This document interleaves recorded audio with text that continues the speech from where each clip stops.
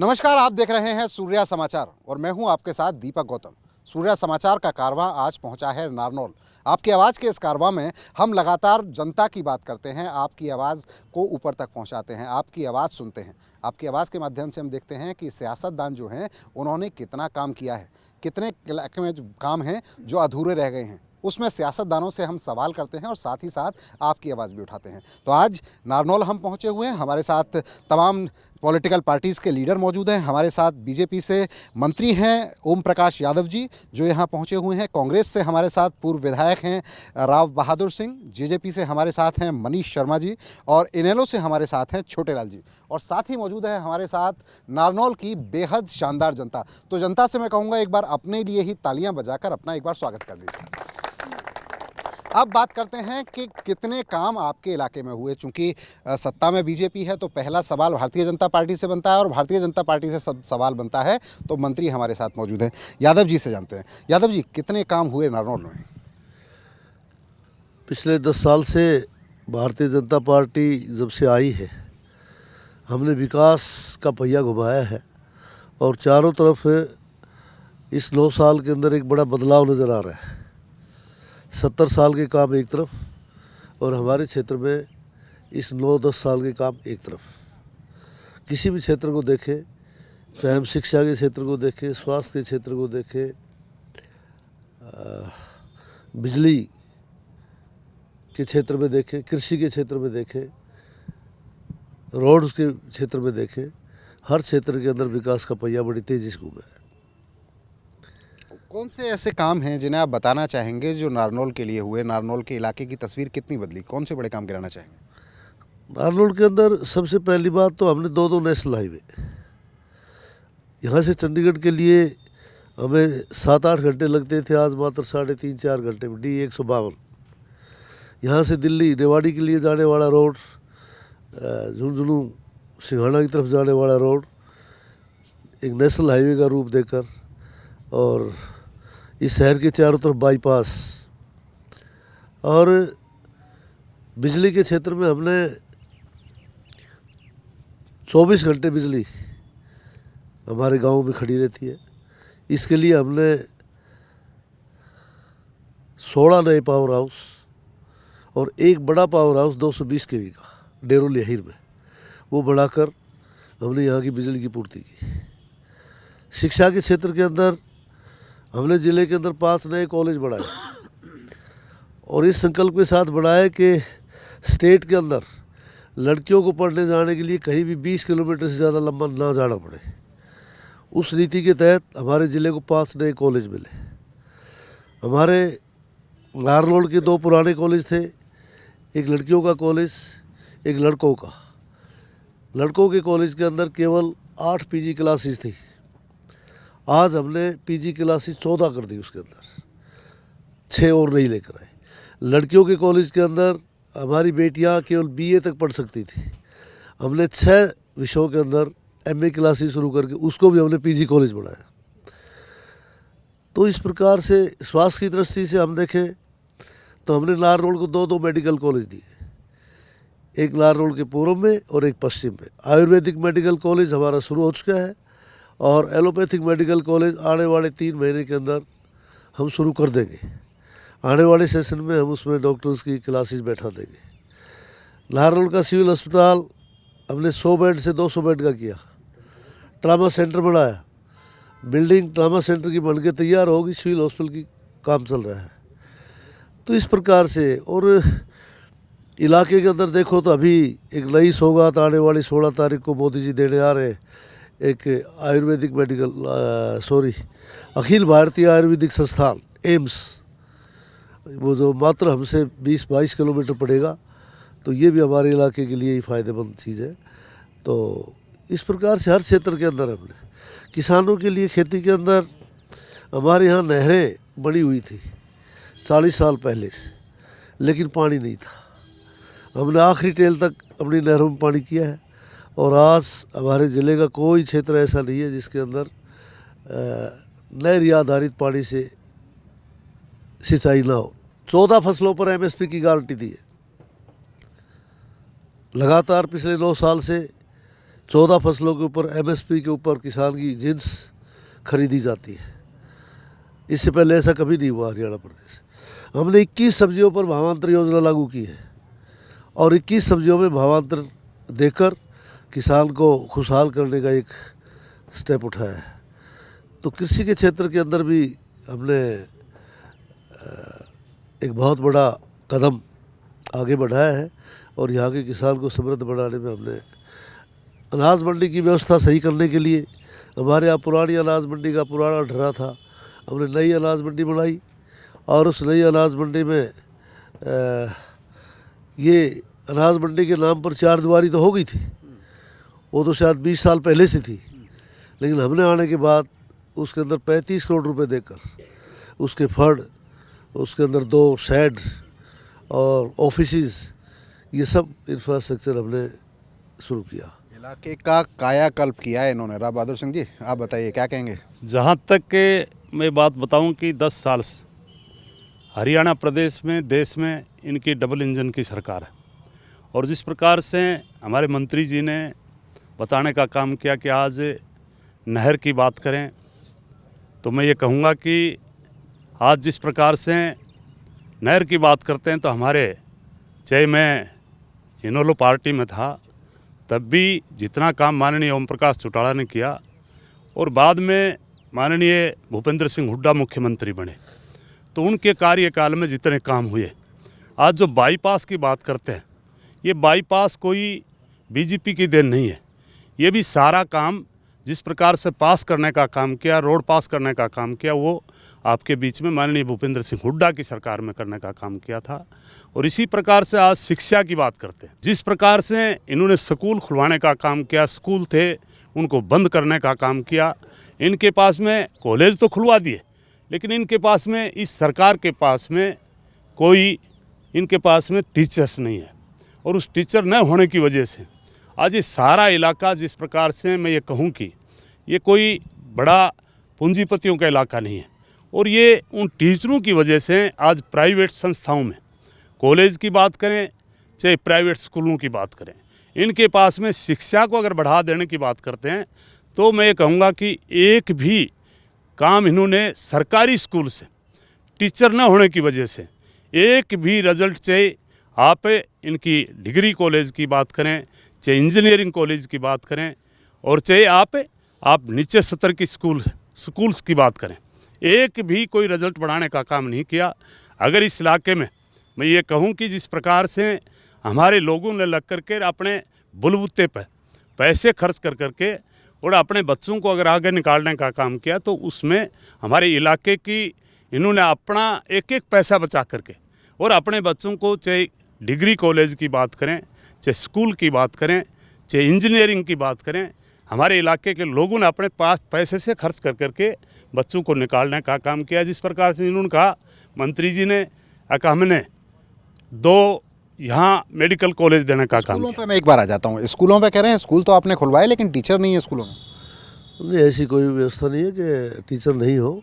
Teachers हैं, जितनी strength है उसके अनुपात के अंदर जो टीचर चाहिए वो है। पहले स्ट्रेंथ गवर्नमेंट स्कूलों में ज़्यादा होती थी, उसके अनुसार पोस्ट सेंक्शन है। अब हमने उतने टीचर्स की व्यवस्था रख रखी है जितने बच्चे स्कूल के अंदर पढ़ने वाले हैं। कह रहे हैं कि जितने बच्चे हैं उतने ही तो टीचर होंगे, अनुपात बना रखा है। बच्चे तो जब इताएंगे ना जब इनके पास में टीचर होंगे, इनके पास में टीचर नहीं है, इसलिए बच्चे कहीं न कहीं दूसरी संस्थाओं में, प्राइवेट संस्थाओं में जाने का काम कर रहे हैं।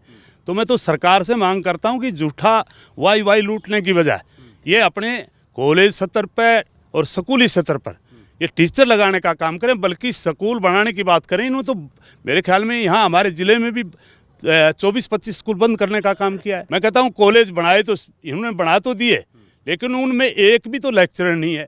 अगर किसी भी डिग्री कॉलेज की बात करोगे तो उनमें टीचर नहीं है और इस बात का मैं सबूत देता हूँ। अगर इनके पास में टीचर होते तो आज लाखों रुपये खर्च कर करके प्राइवेट संस्थाओं में बच्चों को डालने का काम कर रहे हैं। और इसके अलावा अगर बात करते हैं जिस प्रकार से आज मेडिकल कॉलेज की बात कर रहे हैं, अगर आज बात करते हैं बाबा खेतानाथ जो आज आपके पटीकरा में, वहाँ ये हमने मेडिकल कॉलेज खोलने का काम किया तो वो माननीय भूपेंद्र सिंह हुड्डा की सरकार में हुआ था। और आपके पास में यूनिवर्सिटी इस ज़िले में सबसे बड़ा अगर तोहफा देने का काम किया था तो माननीय भूपेंद्र सिंह हुड्डा ने पाली में सबसे बड़ी यूनिवर्सिटी देने का काम किया।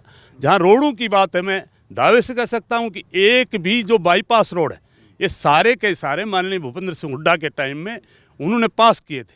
ये ठीक है कि 10 साल में जो वो चले गए, 10 साल में इन्होंने मेरे ख्याल में आज भी जिस रोड की हालात है, आज भी हम आ रहे थे, हमारे रोडों के हालात जो जितनी ख़राब है, मैं आप तो सारे घूमते हो, जितनी ख़राब आज हमारे ज़िले में रोडों की हालात है उसको देख करके तो इन्होंने एक भी काम करने का रोडों का काम नहीं किया। ये बिल्कुल निराधार झूठ बोल रहे हैं। अगर हमने काम करने का काम किया, जितनी नौकरियां थी, आज जिस प्रकार से इन्होंने पहले तो एक वादा किया था, अगर हमें हर घर में हर आदमी के खाते में 15 लाख रुपए जाएंगे, एक भी रुपया इन्होंने डालने का काम नहीं किया। डबल इंजन की सरकार थी, इन्होंने जब जब भी वादा किया, जब बात करते हैं एक जमींदार की बात करते हैं। आज एक तो वो टाइम था जहां हमारे टाइम में एक घर में सिलेंडर 500 रुपये का था, आज वो सिलेंडर अब तो इन्होंने 950 का कर दिया, लेकिन वो 1100 रुपये का था। आज अगर खाद की बात करते हैं तो हमारे टाइम में माननीय भूपेंद्र सिंह हुड्डा की सरकार में 50 किलो का कट्टा था, ये इन्होंने 30 किलो का कर करके वही पैसे करने का काम किया। तो इन्होंने कौन सा बड़ा काम कर दिया। जमींदारों का अगर अच्छा करते तो आज जिस प्रकार से इन्होंने 140 लगा करके आज सारे नेट बंद करने का काम किया, जमींदार अगर खुश होते तो ये ऐसा करते नहीं। तो मैं तो ये कहूँगा कि पूरे प्रदेश में, देश में जिस प्रकार की ये सरकार आई, डबल इंजन की सरकार आई, इन्होंने सत्यानाश करने का काम किया है। बीजेपी का दावा ये है कि बहुत सारे काम हुए, कांग्रेस कह रही है कि कुछ भी नहीं हुआ। जेजेपी क्या कहती है? आप तो हम साथ साथ हैं का गाना गाना है आजकल। पिछले 4.5 साल से हम सरकार में, गठबंधन में सरकार चला रहे हैं। 4.5 साल से बीजेपी जेजेपी की सरकार, गठबंधन सरकार प्रदेश के विकास की रफ्तार बनाए हुए है, विकास का चक्कर चल रहा है। विकास के कार्यों के बारे में, क्षेत्र के कार्यों के बारे में मंत्री जी ने आपको बताया। उसके बाद हमारे पास दुष्यंत चौटाला जी के पास पीडब्ल्यूडी डिपार्टमेंट है और मैं दावे के साथ कह सकता हूं कि पिछले 4.5 साल में 450 करोड़ से ऊपर की सड़कें इस ज़िले को दुष्यंत चौटाला जी ने दी हैं। गांव की सड़कें, शहर की सड़कें।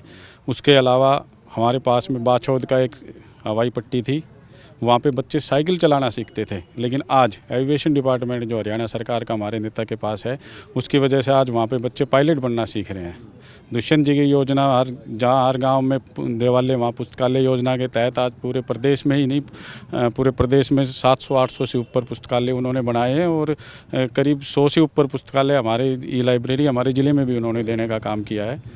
फसलों के बारे में जहाँ मंत्री जी ने बताया कि 14 फसलें हम MSP पे खरीदते हैं और 21 फल सब्जियों की फसलों के भावांतर योजना भी चल रही है, वो भी हमारी सरकार के दौरान ही हुआ है। 50% से ऊपर पंचायती राज संस्थाओं में महिलाओं को आरक्षण देने का काम भी हमारी सरकार के दौरान ही हुआ है। राशन डिपो में भी 33% आरक्षण महिलाओं को देने का काम भी हमारी सरकार के दौरान ही हुआ है। इसी तरीके से पिछले 9 साल से प्रदेश के अंदर रिकॉर्ड तोड़ जो विकास कार्य सड़क इंफ्रास्ट्रक्चर में, उसमें 34,000 किलोमीटर की सड़कों का निर्माण 9 साल के दौरान बीजेपी और जेजेपी गठबंधन जो 4.5 साल से जेजेपी गठबंधन में है उसके दौरान हुआ है और उसमें भी मुख्य रूप से 20,000 किलोमीटर से ज़्यादा की सड़कों का निर्माण हमारी बीजेपी जेजेपी गठबंधन सरकार के दौरान हुआ। इतने काम आप गिना रहे हैं, बीजेपी भी गिना रही है, आप भी गिना रहे हैं, गठबंधन सरकार है तो आप गिनाएंगे ही, लेकिन ये बताएं कि ये कांग्रेस वाले जो साथी हैं ये क्यों कह रहे हैं कि काम नहीं हुए हैं? कि राशन डिपो 1977 में लागू हुआ था, पूछ सकते हो सबसे, सबको मिलता था। आज ये सरकार कहती है हम अनाज की गारंटी देते हैं, ये आपके सामने है। हम शौचालय दे रहे हैं। मैं 1991 में सरपंच बना था, 150 लोगों के शौचालय तो मैंने बनाए थे 91 में। आज कौन सी लागू कर दी? फिर कहते हैं हम IY के मकान देंगे, उसका नाम पहले IY था, आज प्रधानमंत्री योजना हो गया। नौकरी एक बड़ा मुद्दा रहा है। नौकरियों की बात हम जब जाते हैं तो तमाम जगह पर होती है, आप क्या कहेंगे नौकरियों पर जिस तरह के आरोप ये लगा रहे हैं? देखिए, हमने प्रदेश के अंदर पहली बार बगैर पर्ची और बगैर खर्ची लोगों को नौकरियां दी है। जो बच्चा काबिल था उसको नौकरी मिली है और इसके साथ साथ जब से हरियाणा प्रदेश बना, हर पंचवर्षीय योजना में कोई न कोई सरकार रही है, लेकिन कोई भी सरकार जो अपनी पंचवर्षीय योजना में नौकरियां दी, उस सबसे ज़्यादा नौकरी हमने अपने टेन्योर में दी। कोई भी सरकार अपने 5 साल के कार्यकाल में 25,000 से ऊपर नौकरी नहीं दे पाई। हमारी सरकार 2014 में बनी तो हमने सबसे पहली बार 80,000 नौकरियाँ 1 साल के अंदर दी। दूसरी के अंदर कोरोना की वजह से कुछ दिक्कत आई, लेकिन उसके बावजूद भी 40,000 नौकरी हम दे चुके हैं और 60,000 नौकरी हम हमारा चुनाव आने से पहले 1 लाख नौकरी हम इस योजना में भी देंगे। वो कह रहे हैं पेपर लीक हो जाते हैं, स्टे लग जाते हैं। ये सारे देश की प्रॉब्लम है और हमने उसके लिए पीछे जो हमारा सेशन था उसके अंदर एक बहुत सख्त कानून बना दिया है और उसी पैटर्न पर अभी इसी सेशन में केंद्र ने भी ये कानून हम हमारे पिछले सेशन में बना चुके हैं हरियाणा प्रदेश में। तो कानून बना दिया है कि अब पर्ची ये जो नौकरियों में दिक्कत आती है, स्टे लगता है या पेपर लीक होता है, उसमें दिक्कत नहीं आएगी। नहीं, स्टे का दिक्कत नहीं, जो पेपर वगैरह आउट करते हैं ऐसी हरकतें लोग कम करें, ऐसी हरकत करने से लोग बाज आए। हमने ये 6 महीने पहले कानून बनाया है, केंद्र ने कल बनाया है। केंद्र ने कानून बना दिया। आप बताइए जनाब, क्या कहेंगे? मैं तो ये कहूँगा कि जिस प्रकार से आज नौकरी की बात करते हैं, नौकरी वास्तव में ही इन्होंने बिल्कुल भी देने का काम नहीं किया। ये बिल्कुल गलत तो कर आंकड़े गिना रहे हैं कि हमने इतनी दे दी। जिस प्रकार से जिन्होंने काम किए उनको लेकर के मैं हर आदमी के बारे में बता रहा हूँ। अभी तो आप कांग्रेस में है ना? मैं कांग्रेस में हूँ, कांग्रेस में रहूँगा और कांग्रेस में रह करके ही चुनाव लड़ करके और जीतने का भी काम करो। तो ये सत्ताधारी पार्टी को आपने सुना, विपक्ष को आपने सुना, लोगों के पास एक बार चलते हैं और उनसे पूछते हैं कि ये जो दावे हो रहे हैं उन दावों में कितनी सच्चाई है, असल में सच्चाई है।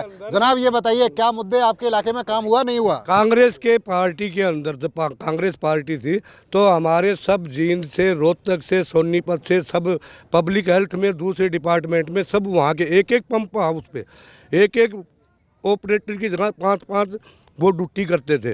वो सब वहीं के रोहतक साइड के थे। हमारे क्षेत्र में कोई नौकरियां नहीं दी कांग्रेस की सरकार ने हमारे क्षेत्र में नौकरियां नहीं दी। सब यहाँ तक किसने दी आपके इलाके में? बीजेपी सरकार ने निष्पक्ष नौकरियां दी हैं।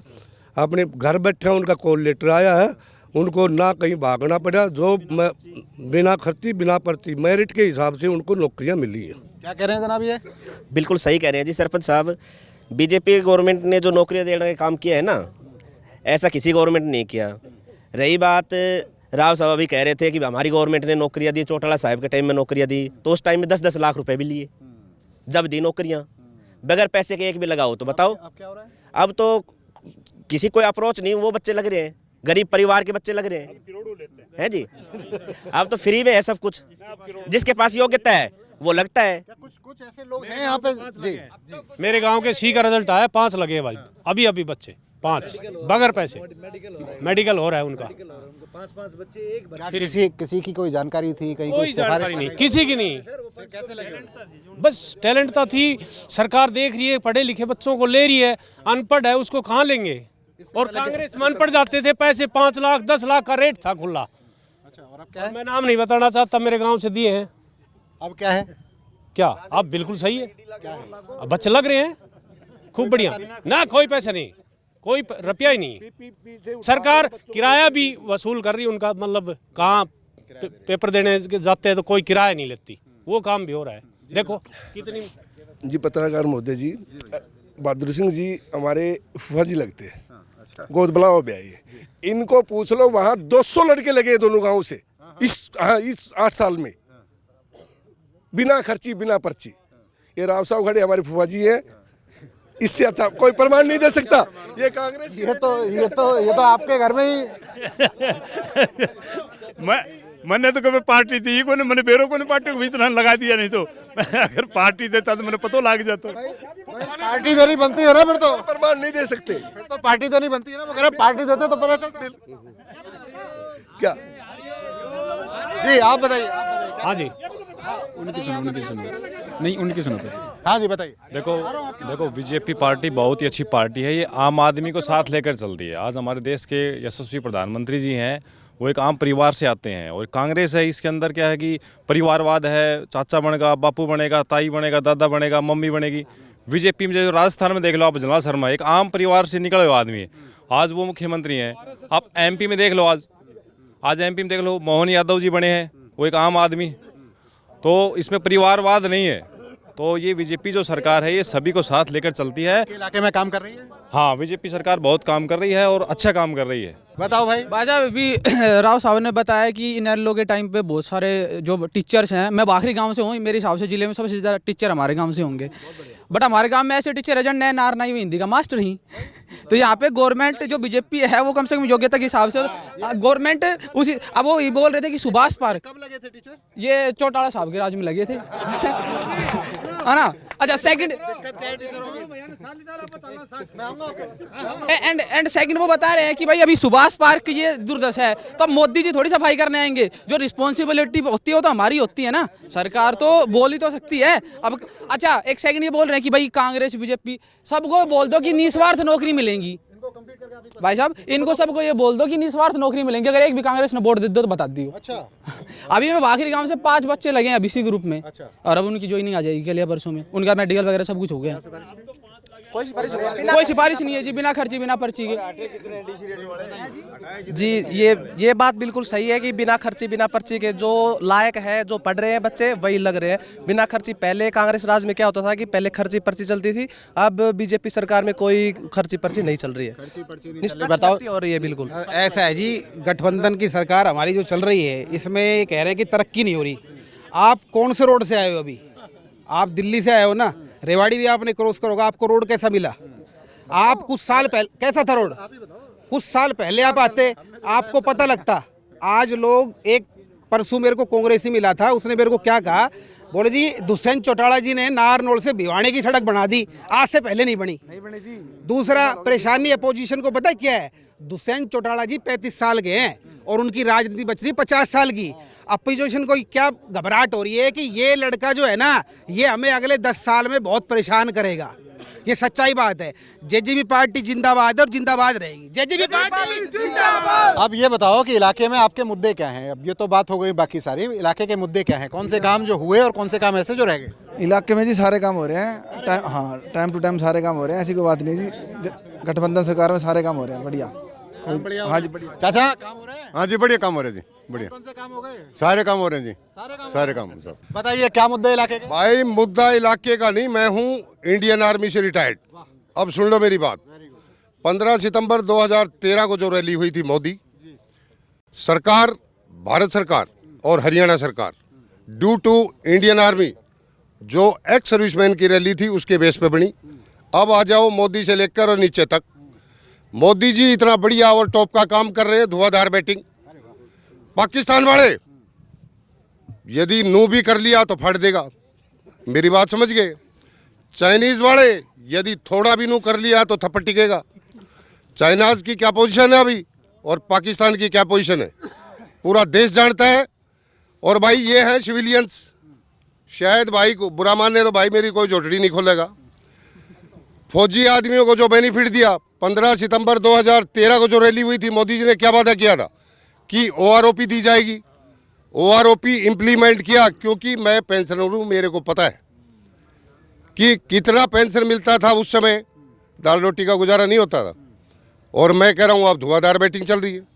और भाई तीसरी बार वही कसम आओगो, जय भाई ने जितनी ताल लगानी है ना लगा लेना, सिद्धम सट बात। यस, ये जो जनता है, जनता की बात आपने सुनी, जनता क्या कह रही है ये आपने सुनी। एक बार फिर पॉलिटिकल पार्टीज के पास चलते हैं कि आखिर इनके पास मुद्दे क्या हैं, पहली बात। और दूसरी बात ये कि 2024 में ये अपनी पार्टी का क्या देख रहे हैं। तो पहले कांग्रेस के पास चलते हैं। आप बताइए सर, किन मुद्दों को लेकर जाएंगे लोगों के बीच में? हमें अपने जिस प्रकार से हमने पिछली 10 साल में काम किए, वैसे तो जब से देश आज़ाद हुआ उसको लेकर के जिस प्रकार से देश में हमारी कांग्रेस की सरकार रही और जिस प्रकार से देश को खुशहाल करने का काम किया और इस देश को और इस प्रदेश को बनाने का काम किया, तो मैं एक बात कह सकता हूँ, जितना काम कांग्रेस ने किए उनको लेकर के हम जाएंगे।